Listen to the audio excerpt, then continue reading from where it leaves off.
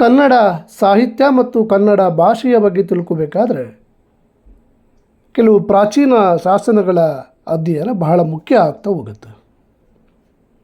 ಅದರಲ್ಲೂ ಮೊಟ್ಟ ಮೊದಲನೇದಾಗಿ ಅಶೋಕನ ಬ್ರಹ್ಮಗಿರಿಯ ಶಾಸನ, ಹಾಗೆ ಅಶೋಕನ ಮುಸ್ಕಿ ಶಾಸನ, ಕನ್ನಡದ ಮೊದಲ ಪ್ರಾಚೀನ ಶಾಸನವಾದಂಥ ಹಲ್ಮಿಡಿ ಶಾಸನ, ಬಾದಾಮಿಯ ಶಾಸನ, ತಮ್ಮಟಕಲ್ಲು ಶಾಸನ, ಶ್ರವಣಬೆಳಗೊಳದ ನಂದಿಸೇನ ಮುನಿಯ ಶಾಸನ, ಹಾಗೆ ಪಂಪನಿಗೆ ಸಂಬಂಧಪಟ್ಟಂತಹ ಜಿನವಲ್ಲಭನ ಕುರ್ಕ್ಯಾಲ ಶಾಸನ, ಇವು ಕನ್ನಡ ಸಾಹಿತ್ಯದ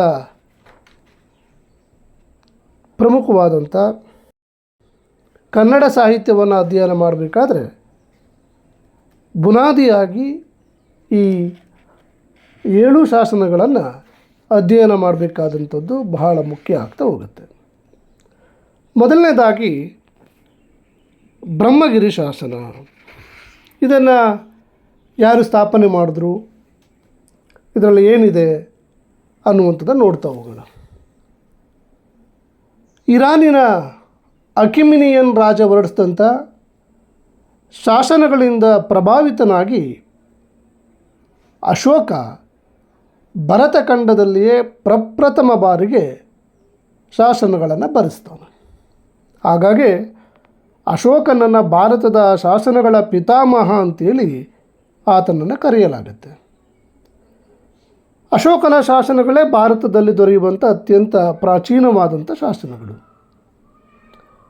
ಈ ಅಶೋಕನ ಶಾಸನಗಳು ದಮ್ಮಲಿಪಿಯನ್ನು ಹೊಂದಿದ್ದಾವೆ. ಈತನ ಶಾಸನಗಳನ್ನು ಬಂಡೆ ಶಾಸನಗಳು, ಲಘುಪ್ರಸ್ತರ ಲೇಖಗಳು ಮತ್ತು ಸ್ತಂಭಗಳು ಅಂತೇಳಿ ವಿಂಗಡಿಸ್ಬೋದು. ಕರ್ನಾಟಕದಲ್ಲಿ ದೊರೆಯುತ್ತಿರುವಂಥ ಅಶೋಕನ ಶಾಸನಗಳು, ಇವುಗಳ ಭಾಷೆ ಪ್ರಾಕೃತ, ಆದರೆ ಅವುಗಳ ಲಿಪಿ ಬ್ರಾಹ್ಮಿ ಲಿಪಿ. ಹಲವಾರು ಸ್ಪರ್ಧಾತ್ಮಕ ಪರೀಕ್ಷೆಗಳಲ್ಲಿ ಕೇಳ್ತಾ ಹೋಗ್ತೇನೆ, ಅಶೋಕನ ಶಾಸನಗಳ ಭಾಷೆ ಮತ್ತು ಆ ಶಾಸನಗಳ ಲಿಪಿ ಯಾವುದು ಅಂತೇಳಿ. ಪ್ರಾಕೃತ ಭಾಷೆಯಲ್ಲಿದ್ದಾವೆ, ಅದರ ಲಿಪಿ ಬಂದು ಬ್ರಾಹ್ಮಿ ಲಿಪಿ ಇದೆ. ಈ ಎಲ್ಲ ಶಾಸನಗಳು ಕೂಡ ಲಘು ಪ್ರಸ್ತರ ಲೇಖಗಳ ಗುಂಪಿಗೆ ಸೇರ್ತಾ ಹೋಗ್ತವೆ. ಜೊತೆಗೆ ಇವು ಬೌದ್ಧ ಶಕೆಯನ್ನು ಅನುಸರಿಸಿದ್ದಾವೆ. ಕರ್ನಾಟಕದಲ್ಲಿ ಇಲ್ಲಿಯವರೆಗೆ ಅಶೋಕನಿಗೆ ಸಂಬಂಧಪಟ್ಟಂಥ ಅಥವಾ ಅಶೋಕ ಹೊರಡಿಸಿದಂಥ 14 ಶಾಸನಗಳು ಲಭ್ಯ ಆಗಿದ್ದಾವೆ. ಅದರಲ್ಲಿ ಚಿತ್ರದುರ್ಗ ಜಿಲ್ಲೆಯಲ್ಲಿ 3, ಬ್ರಹ್ಮಗಿರಿ, ಗಿರಿಸಿದ್ದಾಪುರ, ಜಟಿಂಗ ರಾಮೇಶ್ವರ, ಹೀಗೆ ಚಿತ್ರದುರ್ಗದಲ್ಲಿ 3 ಶಾಸನಗಳು. ಆಮೇಲೆ ರಾಯಚೂರು ಜಿಲ್ಲೆಯ ಪಾಲ್ಕಿಗುಂಡ, ದವಿಮಠ ಮತ್ತು ಮಸ್ಕಿ, ಈ 3 ಸ್ಥಳಗಳಲ್ಲಿ ಒಂದೊಂದು. ಬಳ್ಳಾರಿ ಜಿಲ್ಲೆಯ ನಿಟ್ಟೂರು ಮತ್ತು ಉದಯಗೋಳ, ಇಲ್ಲಿ 2 ಶಾಸನಗಳು. ಹಾಗೆ ಗುಲ್ಬರ್ಗ ಜಿಲ್ಲೆಯ ಸನ್ನತಿಯಲ್ಲಿ 4 ಶಾಸನಗಳು. ಹೀಗೆ ಅಶೋಕನಿಗೆ ಸಂಬಂಧಪಟ್ಟಂತಹ ಅಶೋಕ ಹೊರಡಿಸಿರುವಂಥ 14 ಶಾಸನಗಳು ಕರ್ನಾಟಕದಲ್ಲಿ ದೊರೀತಾ ಹೋಗುತ್ತೆ. ಚಿತ್ರದುರ್ಗ, ರಾಯಚೂರು, ಬಳ್ಳಾರಿ ಮತ್ತು ಗುಲ್ಬರ್ಗ. ಕರ್ನಾಟಕಕ್ಕೆ ಸಂಬಂಧಪಟ್ಟ ಹಾಗೆ ಅಶೋಕನ ಪ್ರಮುಖವಾದಂಥ ಶಾಸನ ಬ್ರಹ್ಮಗಿರಿ ಶಾಸನ. ಇದು ಹೀಗೆ ಆರಂಭ ಆಗುತ್ತೆ. ಸುವರ್ಣಗಿರೀತೆ ಆಯಪುತನ ಮಹಾಮಾತ್ಯಾಣಂ ಚ ವಚನೇನ ಇಸಿಲಸಿ ಮಹಾಮಾತ ಆರೋಗ್ಯಂ ಏತವಿಯ ಹೇವಂ ಚ ವಚನೇನ ಇಸಿಲಸಿ ದೇವಾಣಾಂಪಿಯೇ ಅಣಪಯತಿ. ಹೀಗೆ ಆರಂಭ ಆಗ್ತಾ ಅದರ ಕೊನೆಯಲ್ಲಿ ಚಪಡೇನ ಲಿಖಿತೆ ಲಿಪಿಕರೇಣ, ಅಂದರೆ ಈ ಶಾಸನದ ಲಿಪಿಕಾರ ಚಪಳ ಅನ್ನುವಂಥದ್ದು ತಿಳಿತಾ ಹೋಗುತ್ತೆ. ಈ ಬ್ರಹ್ಮಗಿರಿ ಶಾಸನದ ಕನ್ನಡ ಅನುವಾದವನ್ನು ಒಮ್ಮೆ ನೋಡೋಣ. ಪೂರ್ಣ ಕನ್ನಡ ಅನುವಾದ ಹೀಗಿದೆ ಸ್ನೇಹಿತರೆ. ಸುವರ್ಣಗಿರಿಯಿಂದ ಆರ್ಯಪುತ್ರ ಮಹಾಮಾತ್ರರು ಇಸಿಲದಲ್ಲಿರುವ ಮಹಾಮಾತ್ರರಿಗೆ ಕ್ಷೇಮವನ್ನು ವಿಚಾರಿಸಿ ಈ ರೀತಿ ತಿಳಿಸಬೇಕು. ದೇವನಾಂಪ್ರಿಯ ಹೀಗೆ ಆಜ್ಞೆ ಮಾಡುತ್ತಾನೆ. ನಾನು ಉಪಾಸಕನಾಗಿ 2.5 ವರ್ಷಗಳಿಗಿಂತ ಹೆಚ್ಚಾಯಿತು. ಆದರೆ 1 ವರ್ಷದವರೆಗೆ ಹೆಚ್ಚು ಆಸಕ್ತಿಯುಳ್ಳವನಾಗಿರಲಿಲ್ಲ. ನಾನು ಸಂಘವನ್ನು ಸೇರಿ ಮತ್ತು ವಿಶೇಷ ಆಸಕ್ತಿಯುಳ್ಳವನಾಗಿ 1 ವರ್ಷಕ್ಕಿಂತಲೂ ಹೆಚ್ಚಾಗಿದೆ. ಮೊದಲು ದೇವತೆಗಳೊಂದಿಗೆ ಮಿಶ್ರಿತರಾಗದಿದ್ದ ಜಂಬೂದ್ವೀಪದ ನನ್ನ ಪ್ರಜೆಗಳು ಈಗ ಮಿಶ್ರಿತರಾಗಿದ್ದಾರೆ. ಇದು ನನ್ನ ಪರಿಶ್ರಮದ ಫಲ. ಶ್ರೀಮಂತರು ಅಷ್ಟೇ ಅಲ್ಲ, ಬಡವರೂ ಸಹ ವಿಪುಲವಾದ ಶ್ರಮಪಟ್ಟರೆ ಸ್ವರ್ಗವನ್ನು ಪಡೆಯಬಹುದು.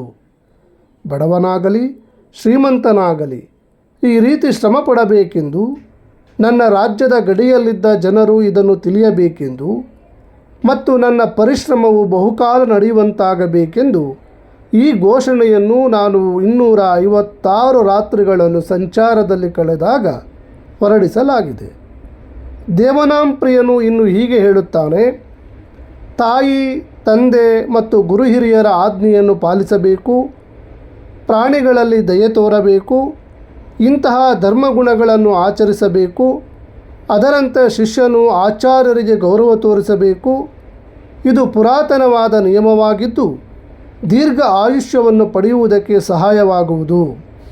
ಈ ರೀತಿ ಪ್ರತಿಯೊಬ್ಬನೂ ನಡೆದುಕೊಳ್ಳಬೇಕು. ಈ ಶಾಸನ ಲಿಪಿಕಾರ ಚಪಡನಿಂದ ಬರೆಯಲ್ಪಟ್ಟಿತು. ಇದು ಅಶೋಕನ ಆಳ್ವಿಕೆಯ 11 ಅಥವಾ 12ನೆಯ ವರ್ಷದಲ್ಲಿ ಕೆತ್ತಲ್ಪಟ್ಟಂಥ ಶಾಸನ.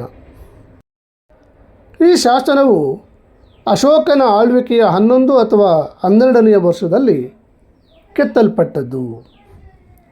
ಈ ಬ್ರಹ್ಮಗಿರಿ ಶಾಸನದ ವಿವರಗಳನ್ನು ನೋಡೋದಾದರೆ, ಈ ಬ್ರಹ್ಮಗಿರಿ ಶಾಸನ ಚಿತ್ರದುರ್ಗ ಜಿಲ್ಲೆಯ ಸಿದ್ದಾಪುರದ ಬಳಿ ಇರುವಂಥ ಬ್ರಹ್ಮಗಿರಿ ಬೆಟ್ಟದ ಮೇಲೆ ಕೆತ್ತಲ್ಪಟ್ಟಿದೆ.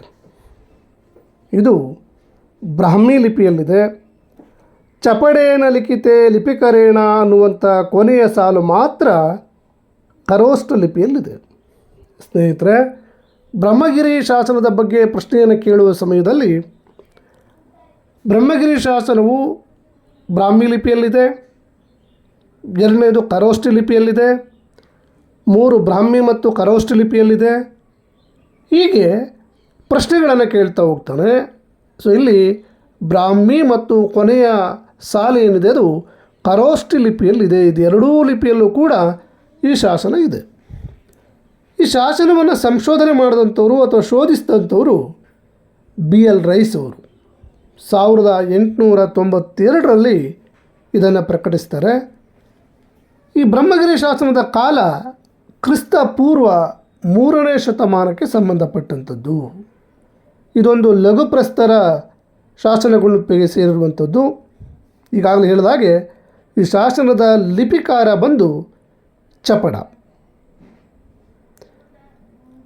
ಈಗಾಗಲೇ ಹೇಳಿದ ಹಾಗೆ ಕನ್ನಡದ ಮೊಟ್ಟ ಮೊದಲ ಪದ ಇಸಿಲ ಅನ್ನುವಂಥದ್ದು ಏನಿದೆ, ಇದು ಕನ್ನಡ ಶಬ್ದ. ಇದು ಅತ್ಯಂತ ಪ್ರಾಚೀನ ಕನ್ನಡ ಪದ.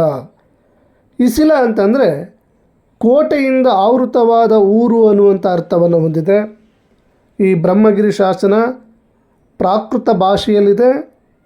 ಬ್ರಾಹ್ಮಿ ಮತ್ತು ಖರೋಷ್ಠಿ ಲಿಪಿಗಳಲ್ಲಿ ಬರೆಯಲ್ಪಟ್ಟಿದೆ. ಅಶೋಕನ ಬ್ರಹ್ಮಗಿರಿ ಶಾಸನದಲ್ಲಿ ಉಲ್ಲೇಖವಾಗಿರುವ ಸುವರ್ಣಗಿರಿ ಅಶೋಕನ ದಕ್ಷಿಣ ಪ್ರಾಂತ್ಯದ ರಾಜಧಾನಿಯಾಗಿತ್ತು. ಇಂದಿನ ರಾಯಚೂರು ಜಿಲ್ಲೆಗೆ ಸೇರಿರುವ ಮಸ್ಕಿ ಪಟ್ಟಣವೇ ಈ ಸುವರ್ಣಗಿರಿ.